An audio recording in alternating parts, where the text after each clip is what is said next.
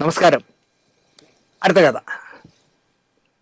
നായ നടുക്കടലിൽ പോയാലും നക്കിയേ കുടിക്കൂ എന്നൊരു പഴഞ്ചൊല്ലുണ്ട്. സിനിമാക്കാരെ ഓർത്ത് ഉണ്ടാക്കിയതാകാം ഈ പഴഞ്ചൊല്ല് എന്നാണ് എൻ്റെ വിശ്വാസം. ഒരു ഉടുപ്പും ഒരു മുണ്ടും ധരിച്ച് സംഗീതം പഠിക്കാൻ പോയ കലാകാരനെ ദൈവം വാരിക്കോരി കൊടുത്ത് ശതസഹസ്ര കോടീശ്വരനാക്കി മാറ്റി. അത് നമ്മുടെ മുന്നിലുണ്ട് ഇല്ലേ? മാറ്റിയെടുക്കാനില്ലാതെ പോയതിനാലാണ് അദ്ദേഹം വെള്ള ഉടുപ്പ് ഇട്ടതെന്ന് പോലും അദ്ദേഹം തുറന്ന് പറയുമായിരുന്നു. അപ്പോൾ വെള്ള ഉടുപ്പിടുമ്പോൾ ഒരു ഗുണം എന്താണെന്ന് ചോദിച്ചാൽ ഒന്നേ ഉള്ളൂ എന്ന് സഹപാഠികൾ മനസ്സിലാക്കില്ല. ആ മനുഷ്യൻ പ്രശസ്തിയിലേക്ക് ഉയർന്നപ്പോൾ സഹായിച്ചവരെ ആകെ തള്ളിപ്പറയുന്നത് സ്വാഭാവികം. തലസ്ഥാനത്ത് തന്നെ അദ്ദേഹത്തിൻ്റെ സ്റ്റുഡിയോ ഒരു ഫ്ലാറ്റ് ഉടമയ്ക്ക് വിറ്റപ്പോൾ അദ്ദേഹം എല്ലാം വിറ്റ് പറക്കിയെടുക്കുമല്ലോ. അദ്ദേഹം ജനിച്ച വീട്, അദ്ദേഹത്തിൻ്റെ അച്ഛൻ ജീവിച്ച വീട് ഒരു സ്മാരകമായി നിലനിർത്തേണ്ടതാണ്. പക്ഷെ അങ്ങനെ നിലനിർത്താൻ വേണ്ടി അത് ഇട്ടിരുന്നാൽ കൂടെയുള്ള സഹോദരങ്ങൾക്ക് കൊടുക്കേണ്ടി വരുമോ എന്ന് വിചാരിച്ചായിരിക്കാം ഒരു ചായക്കടക്കാരന് വിറ്റു. ആധുനിക ചായക്കട, ഇപ്പോൾ റെസ്റ്റോറൻറ്റ് എന്നൊക്കെ പറയുന്നത്. എന്നിട്ട് ഈ കൊറോണയ്ക്ക് മുമ്പ് വരെ എല്ലാ വർഷവും മാർച്ച് 31 എന്തോ വന്നിട്ട് അതിന് മുന്നിൽ നിൽക്കുന്ന മാവിന് കുറച്ച് വെള്ളം ഒഴിച്ചു കൊടുക്കും അച്ഛനെ ഓർക്കാൻ. എന്തൊരു അഭിനയമാണെന്ന് അലച്ചു. ഞാൻ പറഞ്ഞാൽ അത് കൂടുതലായിപ്പോവും. കാരണം അദ്ദേഹം ഒരുപാട് വയോധികനായിക്കൊണ്ടിരിക്കുമ്പോൾ വീണ്ടും വീണ്ടും ശവത്തി കുത്താൻ എനിക്ക് താല്പര്യമില്ല. അപ്പോൾ തലസ്ഥാനത്തുള്ള 5 or 6 ഫ്ലാറ്റ് വാങ്ങിച്ചുകൊണ്ട് ഈ സ്റ്റുഡിയോ ഫ്ലാറ്റ് നിർമ്മാണത്തിന് കൊടുത്തു. അത് അടച്ചു പൂട്ടിയിട്ടിരിക്കുകയാണെന്നാണ് പറഞ്ഞ ഫ്ലാറ്റ്.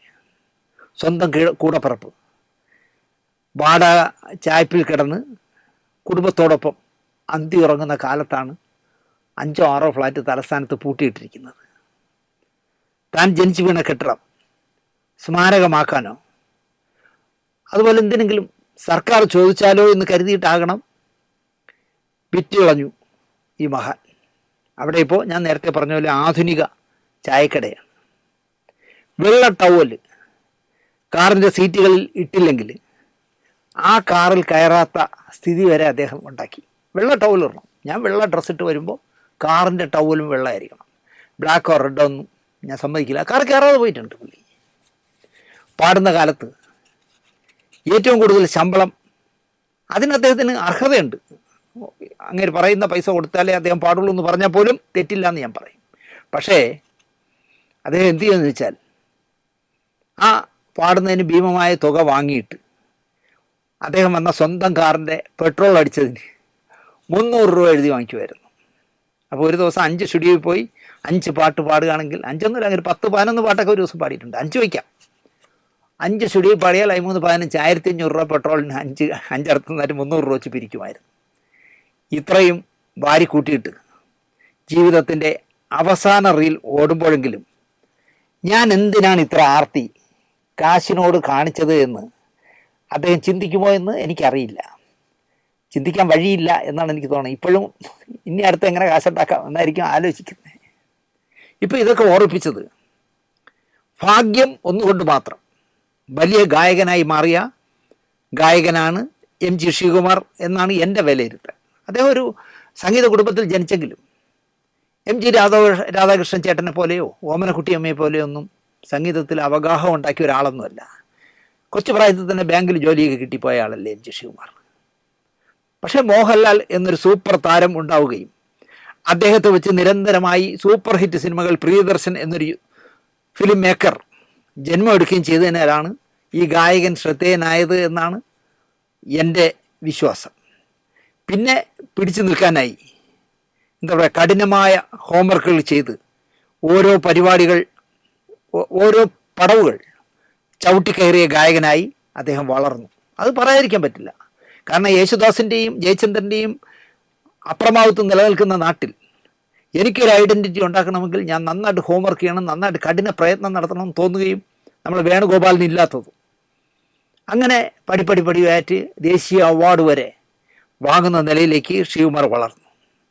ആ ശ്രമം കണ്ടു പഠിക്കണം പുതിയ തലമുറയിലെ ഗായകർ എന്ന് ഞാൻ പറയും. 2 തലമുറയ്ക്കല്ല, അതിനേക്കാൾ കൂടുതൽ സാമ്പത്തികമായി അദ്ദേഹം ഉണ്ടാക്കി. കാരണം എന്തെല്ലാം ചെയ്യുന്നു. വിദേശത്ത് മിക്കവാറും ദിവസങ്ങളിൽ വിദേശത്ത് ഗാനമേള, ചാനലിലെല്ലാം മാർക്കിടൽ എല്ലാം വലിയ തുക വാങ്ങിയിട്ടാണ്. സിനിമാ പാട്ട് കുറഞ്ഞപ്പോൾ അദ്ദേഹം അതിലും നല്ല കാശുണ്ടാക്കി. അതൊക്കെ നടക്കട്ടെ എന്ന പക്ഷക്കാരനാണ് ഞാൻ. അതിനിടയിൽ ആർത്തി മൂത്ത് ചില്ലറ നെറുകേടിൻ്റെ പണികൾ കൂടി ചെയ്യാമോ എന്നാണ് എനിക്ക് എം ജി ശ്രീകുമാറിനോട് ചോദിക്കാനുള്ളത്. ഇക്കഴിഞ്ഞ ക്രിസ്മസിന് തിരുവനന്തപുരം LMS കോമ്പൗണ്ടിൽ ക്രിസ്മസ് ആഘോഷം വെച്ചു അച്ഛന്മാരെല്ലാം കൂടി. അതിനായി അവർ ചെറിയ തുകയ്ക്കുള്ള ടിക്കറ്റ് അടിച്ച് അവരുടെ സന്ദർശകരായ അവരുടെ വിശ്വാസികളായ ആൾക്കാർക്ക് ഫണ്ട് സ്വരൂപിക്കാനായി ഈ കൂപ്പണുകളും കൊടുത്തു. ടിക്കറ്റ് 5 ദിവസം എന്താണ് പ്രോഗ്രാം നടത്തിയത്, 5-7 ദിവസമാണ്. ഒരു ദിവസം എം ജി ശ്രീകുമാറിൻ്റെ ഗാനമേളയായിരുന്നു. അപ്പോൾ ഗാനമേളയിൽ ഞാൻ പാടണമെങ്കിൽ എനിക്ക് 5 ലക്ഷം രൂപ തരണമെന്ന് ഇദ്ദേഹം പറയുകയും ഒരു തർക്കവുമില്ലാതെ അവർ 5 ലക്ഷം രൂപ പ്രതിഫലം തരാമെന്ന് ഏൽക്കുകയും 1 ലക്ഷം രൂപ അഡ്വാൻസും കൊടുത്തു. പ്രോഗ്രാം ദിവസം ശ്രീകുമാർ വന്നപ്പോൾ മോശമല്ലാത്ത ആൾക്കൂട്ടമുണ്ട് ഗാനമേള കേൾക്കാൻ. എന്നാൽ എനിക്ക് 1 ലക്ഷം കൂടി വേണം എന്നായി ഗായകൻ. 5 ഞാൻ പാടില്ല, എനിക്ക് 6 കിട്ടണം. അങ്ങനെ പറയാമോ? നിങ്ങൾ ആലോചിച്ച് നോക്ക്. ഈ പ്രോഗ്രാം ആ LMSമായി ബന്ധപ്പെട്ട ഏതൊരു വിശ്വാസിയാണ് സ്പോൺസർ ചെയ്തിരിക്കുന്നത് സഭയ്ക്ക് വേണ്ടി. അപ്പോൾ സംഘാടകർ അയാളെ വിളിച്ചു, ആ സ്പോൺസറെ വിളിച്ചു. അപ്പോൾ സ്പോൺസർ പറഞ്ഞു, ഞാൻ 5 ലക്ഷം നിങ്ങൾ ചോദിച്ചു, ഞാൻ 5 ലക്ഷം തന്നു, ഇനി 10 പൈസ ഞാൻ തരില്ല എന്ന് അദ്ദേഹം തീർത്തും പറഞ്ഞു. പക്ഷേ ശ്രീകുമാറിന് അത് പോരാ, എനിക്ക് 6 കിട്ടണം. അങ്ങനെ തർക്കമായി. ശ്രീകുമാർ പാടാതെ അഡ്വാൻസ് വാങ്ങിച്ച പൈസ മടക്കി കൊടുക്കാതെ LMSയിൽ നിന്ന് പോയി. സംഘാടകനായ അച്ഛൻ, ഒരു പാവ അച്ഛൻ, എന്നെ വിളിച്ചു. അദ്ദേഹം വളരെ വിഷമത്തോടുകൂടി എൻ്റെ സംസാരിച്ചു, ഒരു ഗായകൻ ഇങ്ങനെ ചെയ്യാമോ സാറേ എന്നൊക്കെ പറഞ്ഞിട്ട്.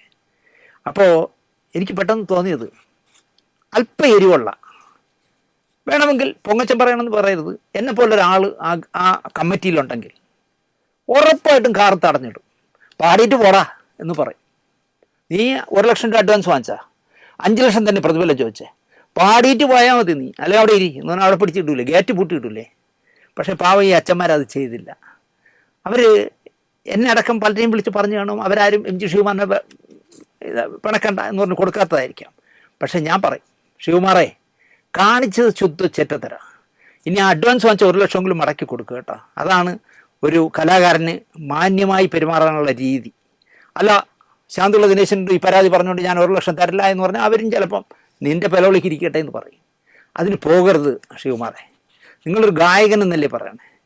അങ്ങനത്തെ ചെറ്റത്തരങ്ങൾ കാണിക്കരുത്, വളരെ മോശമായിപ്പോയി. നിങ്ങൾ നേരെ മറിച്ച് ഈ പള്ളിയിൽ ചെയ്തത് ഏതെങ്കിലും ഒരു അമ്പലത്തിൽ ചെയ്യോ, ഇടിച്ച് പഞ്ചറാക്കില്ല, നിങ്ങൾ സൂപ്പാക്കും. നിങ്ങളെ ഒരു അമ്പലത്തിൽ ഇപ്പോൾ വെള്ളാനിയിൽ ഉത്സവം തുടങ്ങുകയാണല്ലോ, നിങ്ങൾ വെള്ളാനി അമ്പലത്തിൽ ഒന്ന് ഇതുപോലെ പാടാൻ വന്നിട്ട് 10,000 ആൾ കൂടി കിടക്കുമ്പോൾ ഇതുപോലെ 1 ലക്ഷം രൂപ അല്ലെങ്കിൽ 5 ലക്ഷം രൂപ എനിക്ക് കൂടുതൽ വേണമെന്നൊന്നും തന്നില്ല എങ്കിൽ എന്നാൽ ഞാൻ പോകണം എന്ന് പറഞ്ഞ് കാറ് കയറി അവിടെ കാണില്ല, ആക്രിക്ക് കൊടുക്കാനേ പറ്റുള്ളൂ, അടിച്ച് പൊളിക്കില്ലേ. ആളെളുപ്പം ഉള്ളിടത്താണ് ശ്രീകുമാരൻ നിങ്ങളൊക്കെ ഈ അഭ്യാസങ്ങൾ കാണിക്കുന്നത്. വളരെ മോശമായിപ്പോയി. അടുത്തതും ഒരു വിവാദ നായികയെക്കുറിച്ചാണ്. ജാതി പറയുന്നവരോട്, മതം പറയുന്നവരോട്, അല്ലെങ്കിൽ എൻ്റെ ജാതി താഴ്ന്നത്, നിൻ്റെ ജാതി മേളിലുള്ളത് എന്നൊക്കെ പറയുകയും ചിന്തിക്കുകയും ചെയ്യുന്നവരുമായി ഞാൻ ഒരിക്കലും സമരസപ്പെട്ടിട്ടേയില്ല. എനിക്ക് അത്തരക്കാരോട് കൂട്ടുകൂടാൻ കഴിയില്ല. അത്തരക്കാരെ പരമാവധി ഞാൻ മാറ്റി നിർത്തും. അത്രയെങ്കിലും ചെയ്യണം എന്ന് വിശ്വസിക്കുന്ന ഒരാളാണ് ഞാൻ. ഓരോ മനുഷ്യരും ജാതി പറയുന്നവനെയും മതം പറയുന്നവനെയും, എടാ മതം നിൻ്റെ വിശ്വാസമുണ്ടാ, നിൻ്റെ അച്ഛൻ ആ ജാതിക്കാരനായതുകൊണ്ട് നിനക്ക് ജന്മം തന്നു, അതിനപ്പുറം അതിനെപ്പറ്റി പറയാൻ പാടില്ല. അതിന് പകരം ഞാൻ വലിയ കേമൈ, വലിയ ജാതിയിലാണ് ജനിച്ചത്, നീ മറ്റേ പീക്രി ജാതിയിലാണ് ജനിച്ചത്, ഇങ്ങനെ ചിന്തിക്കുന്നവന്മാരെ കൂട്ടുകൂടരുത്, അവന്മാരോട് ഒരിക്കലും സന്ധി ചെയ്യരുത് എന്നാണ് ഈ പ്രോഗ്രാം കാണുന്ന ഓരോരുത്തരോടും എനിക്ക് പറയാനുള്ളത്. കേരള കലാമണ്ഡലത്തിൽ നിന്നും പഠിച്ചിറങ്ങിയ ഒരു പെൺപറന്നോത്തി നമ്മുടെ കഷ്ടകാലം കൊണ്ട് ഇപ്പോൾ തലസ്ഥാനത്താണല്ലോ താമസിക്കുന്നത്. കലാമണ്ഡലത്തിൽ ഇവരുടെ അതേ പേരിൽ പ്രവർത്തിച്ചിരുന്ന ഒരു വലിയ നർത്തകിയെ ആക്ഷേപിക്കും വിധം സ്വന്തം പേര് ഉള്ളത് കാരണം അതിൽ കലാമണ്ഡലം കൊണ്ട് ചേർത്തപ്പം ഇവർ കാണിക്കുന്ന കൊള്ളരുതായ്മകൾ മുഴുവൻ ആ മരിച്ചുപോയ വലിയ കലാകാരിയുടെ ദേഹത്താണ് ചെളി തെറിപ്പിക്കുന്നത്. നമുക്കറിയാമല്ലോ, RLV രാമകൃഷ്ണനെ, കലാഭമണി രഞ്ജനെ കാക്കയും പൂച്ചയും ഒക്കെയായി ഉപമിച്ച് കലാകാരനായ രാമകൃഷ്ണനെ നന്നായി നോവിച്ചത് മലയാളി മറക്കാറായിട്ടില്ല എന്നാണ് എൻ്റെ വിശ്വാസം. ഇപ്പോൾ കലാമണ്ഡലം അല്ല RLV രാമകൃഷ്ണൻ എവിടെ നിൽക്കുന്നു ആലോചിച്ച് നോക്കി. ഈ മഹതി ഇതിൻ്റെ പേരിൽ RLV രാമകൃഷ്ണനെ ആക്ഷേപിച്ചതിൻ്റെ പേരിൽ നന്നായിട്ട് വേർത്തു. SC ആക്റ്റൊക്കെ അനുസരിച്ച് എന്തൊക്കെയോ ഗുലുമാലുള്ള കേസൊക്കെയാണ് വന്നത്. കുറേ കാശും കളഞ്ഞു, മുൻകൂർ ജാമ്യത്തിനൊക്കെ പോയത്. നല്ല ചങ്കുറ്റുള്ളവളാണെങ്കിൽ മുൻകൂർ ജാമ്യത്തിന് പോകരുത്, എന്നാൽ എന്നെ അറസ്റ്റ് ചെയ്തോ എന്ന് പറഞ്ഞ് 5-6 ദിവസം ഗോതമ്പുണ്ട് ഞാൻ കിടക്കണമായിരുന്നു. ഒരു 10-15 ദിവസം കിടന്നിട്ട് ഇറങ്ങായിരുന്നല്ലോ. അതിന് പകരം ലക്ഷങ്ങൾ മുടക്കിയാണ് ജാമ്യം നേടിയത്, കാശും കുറേ കളഞ്ഞു. ഇപ്പോൾ പറയുന്നത് അക്കാരണം കൊണ്ട് കുറച്ച് കുട്ടികൾ പഠിക്കാൻ വരാതായി കാണും എനിക്ക്, പക്ഷേ ഞാൻ പറഞ്ഞ കാര്യങ്ങളിൽ ഉറച്ചു നിൽക്കുന്നു, എന്നെ സപ്പോർട്ട് ചെയ്യുന്നവരുടെ എണ്ണം കൂടി വരുന്നു എന്നാണ് അവർ പറയുന്നത്. കോടതിയിലും ഇങ്ങനെ തന്നെ പറയണേ. മാത്രമല്ല, എൻ്റെ അന്നത്തെ നിലപാട് ഞാൻ ഒരിക്കൽ വിശദമാക്കാം, അപ്പോൾ ഞാൻ എല്ലാം തുറന്നു പറയാമെന്നാണ് പറയുന്നത്. ഇത്തരം ഐറ്റംസുകൾ അനുഭവങ്ങളിൽ നിന്നും പഠിക്കില്ല എന്നതിൻ്റെ സൂചനയാണ് ഈ സ്ത്രീ പറയുന്ന വാചകമടി.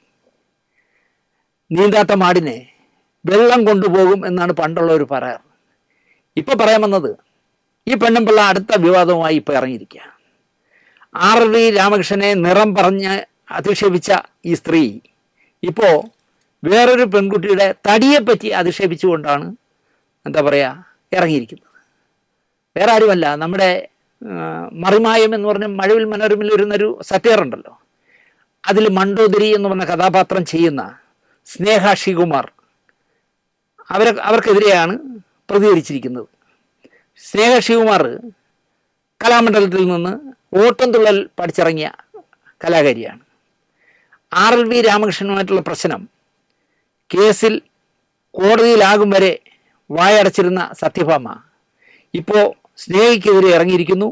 അവളുടെ തടിയാണ് ഇവർക്ക് പ്രശ്നം. ശ്രീകുമാറിനില്ലാത്ത ചേത ഇവർക്കെന്താ? അയാൾ ആ തടി കണ്ട് ഇഷ്ടപ്പെട്ടായിരിക്കും കല്യാണം കഴിച്ചത്. ഈ പെണ്ണുപിള്ളക്ക് വേറെ ഒരു പണിയുമില്ല എന്നാണ് ഞാൻ ചോദിക്കുന്നത്. മണ്ടോദരി എന്നുള്ളതിന് പണ്ടോദരി എന്ന, പണ്ടം എന്ന് പറഞ്ഞാൽ അറിയാമല്ലോ നമ്മുടെ ശരീരം, പണ്ടോദരി എന്നാണ് സ്നേഹയെ ഈ തള്ള അഭിസംബോധന ചെയ്യുന്നത്. മറിമായം മഴവിൽ മനോരമയിൽ വരുന്ന പരമ്പരയാണെന്ന ജനറൽ നോളജ് പോലും ഇല്ലാത്ത ഈ കുലസ്ത്രീ സ്നേഹയെ പറയുന്ന വാക്കുകൾ, വാചകങ്ങൾ കേട്ടാൽ അറയ്ക്കുന്ന പ്രയോഗങ്ങളാണ്. അല്പം പുഷ്ടിച്ച ശരീരപ്രകൃതിയുള്ള സ്നേഹയെ പണ്ടോദരി എന്നൊക്കെ ക്യാമറയ്ക്ക് മുന്നിലിരുന്ന് ഈ പെണ്ണുമ്പിള്ള പറയുന്ന വാക്കുകൾ ഇവരെങ്ങനെ ഒരു കലാകാരിയായി എന്ന് നമ്മളെ കൊണ്ട് ചിന്തിപ്പിക്കും. ഇവരുടെ ആട്ടം മഹത്തരമത്രേ. പക്ഷേ സ്നേഹയുടെ ഓട്ടം തുള്ളിക്കളിയാണെന്നാണ് ഇവർ പറയുന്നത്. ഒരു പീറ പരിപാടി എന്ന തലത്തിലാണ് ഈ പെണ്ണുമ്പിള്ള വിലയിരുത്തുന്നത്. കുഞ്ചൻ നമ്പ്യാർ ഈ നാട്ടിൽ ഇപ്പോൾ ജീവിച്ചിരിക്കാത്തത് ഭാഗ്യമെങ്കിൽ അയാളെ വിളിച്ചാണ്, എടാ കുഞ്ച തെണ്ടി പട്ടി, നീ തൊഴുന്ന എന്താ ഓട്ടം തുള്ളല, എടാ മോഹിനിയാട്ടത്തിന് വെട്ടത്തൂരോടാ മറ്റവനെ എന്നൊക്കെ കേട്ടനെ കുഞ്ചൻ നമ്പ്യാർ ഉണ്ടായിരുന്നെങ്കിൽ. ഭാഗ്യം ഈ സ്ത്രീ വരും മുമ്പേ അങ്ങേരങ്ങ് പോയി. മണ്ടോദരി പുരാണത്തിലെ ഒരു വലിയ കഥാപാത്രമാണല്ലോ. ആ പേരിലാണ് മറിമായത്തിൽ സ്നേഹ അഭിനയിക്കുന്നത്. ശരീരപ്രകൃതി നോക്കി സ്നേഹയെ പണ്ടോദരിയാക്കി ഇവർ. KG ജോർജിൻ്റെ പഞ്ചവടിപ്പാലം എന്ന് പറഞ്ഞൊരു സറ്റയർ സിനിമ ഉണ്ടല്ലോ, അതിലെ പഞ്ചായത്ത് പ്രസിഡന്റ് ദുര്യോധനക്കുറുപ്പ് ഭരത് ഗോപി ചെയ്ത വേഷമാണല്ലോ ദുര്യോധനക്കുറുപ്പ്, മനോഹരമായി ചെയ്ത വേഷം. അദ്ദേഹത്തിൻ്റെ ഭാര്യയുടെ പേരും മണ്ടോദരി എന്നായിരുന്നു. ശ്രീവിദ്യയാണ് ആ വേഷം ചെയ്തത്. അവർക്ക് മോശമല്ലാത്ത തടിയുണ്ട്. ഇനിയിപ്പോൾ ശ്രീവിദ്യ പറയുമ്പോഴേ ഒരു പണ്ടോദരി എന്ന് വിളിക്കുമെന്ന് എനിക്കറിയില്ല. തടിച്ച പ്രകൃതക്കാരിയായ ശ്രീവിദ്യയ്ക്കായി വേളൂർ കൃഷ്ണൻകുട്ടി ഇട്ട പേരല്ല മണ്ടോദരി. ശ്രീവിദ്യ ജീവിച്ചിരിക്കുകയും സത്യഭാമയുടെ RLV രാമകൃഷ്ണനുമായിട്ടുള്ള ചുരുക്ക് അറിയുകയും അതിനെതിരെ ശ്രീവിദ്യ പ്രതികരിക്കുകയും ചെയ്തിരുന്നെങ്കിൽ ഈ ഭാമ ശ്രീവിദ്യയെയും പണ്ടോദരി എന്ന് വിളിക്കുമായിരുന്നു. ആരെയും ഇവർ എന്തും വിളിക്കും എന്നുള്ളതാണ് സത്യം. ഒരു ലക്കും ബ്രേക്കും ഇല്ലാത്ത, തലയ്ക്ക് സുഖമില്ലാത്ത സ്ത്രീയും തോന്നുന്നു ഇവരെ വർത്താനം കേട്ടാൽ. ഈ പെണ്ണുമ്പിള്ള വിചാരിക്കുന്നത് കലാമണ്ഡലം എന്ന് പേരിനൊപ്പം വയ്ക്കുകയും രാഷ്ട്രപതിയുടെ പതക്കം നേടിയ ഒരാളിൻ്റെ പേരുള്ളതിനാലും ഇവിടെ ആരെയും പേടിക്കണ്ട എന്നായിരിക്കും ഇവർ കരുതുന്നത്. കാരണം കലാമണ്ഡലം സത്യഭാമ വേറെയാണ്. രാഷ്ട്രപതി എന്നൊക്കെ പത്മശ്രീയോ പത്മഭൂഷണോ എന്തൊക്കെ വാങ്ങിയ മാന്യയായ കലാകാരിയായിരുന്നു. അവരുടെ അതേ പേരും വെച്ച് കലാമണ്ഡലം സത്യഭാമ എന്ന് പറഞ്ഞ് ഡ്യൂപ്ലിക്കേറ്റ്, മല്ലിക ചേച്ചിയുടെ ഭാഷയിൽ പറഞ്ഞാൽ ഡ്യൂപ്പായിട്ട് ഇറങ്ങിയിരിക്കുന്നതാണ്. അപ്പോൾ അവർ വിചാരിക്കുന്നത് കലാമണ്ഡലം എന്നുള്ളതുണ്ടെങ്കിൽ ആരെയും തെറി വിളിക്കാം എന്നായിരിക്കും. ബോഡി ഷെയ്മിങ് മാത്രമല്ല, സ്നേഹയുടെ ഭർത്താവ് ശ്രീകുമാറിനെയും ഇവർ അടച്ചാക്ഷേപിക്കുന്നു. എനിക്ക് ജനപിന്തുണ ഉണ്ടത്രേ. ആർക്കിവർ ഈ കൂതറക്കി ജനപിന്തുണ ഉണ്ടായാൽ ആരെയും മോശം പദപ്രയോഗം നടത്താമെന്ന് നിയമത്തിലുണ്ടോ എന്നെനിക്കറിയില്ല. എങ്കിൽ കേരളത്തിൽ ഇപ്പോൾ ഉള്ളതിൽ ഏറ്റവും കൂടുതൽ ജനപിന്തുണ ആൾ പിണറായി വിജയനാണല്ലോ. ആരെയും കയറി എന്തെങ്കിലും വിളിക്കുമോ അദ്ദേഹം? അപ്പം അതൊന്നുമല്ല, ഇത് എല്ലിൻ്റെ ഇടയിൽ കയറി കുത്തുന്നതിൻ്റെ കൊഴുപ്പാണ്. ജനപിന്തുണ ഉണ്ടെങ്കിൽ കൂടുതൽ വിനീതയാകുന്നതാണ് വിവരമുള്ളവർ ചെയ്യാറ്. എന്തെല്ലാം പറയാൻ പാടില്ല എന്നാണ് ഇവിടെ നിയമവും സമൂഹവും നിഷ്കർഷിക്കുന്നത്.